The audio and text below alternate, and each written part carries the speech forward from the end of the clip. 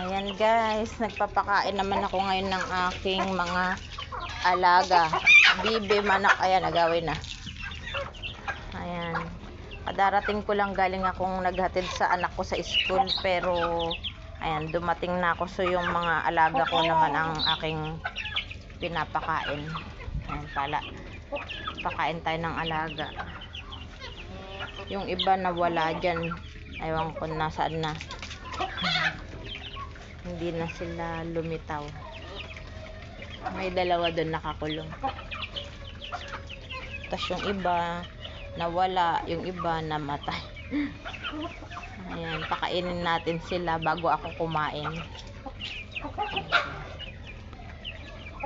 Yan lang ang akin. Ayan yung mga alaga ko. Kainin natin sila.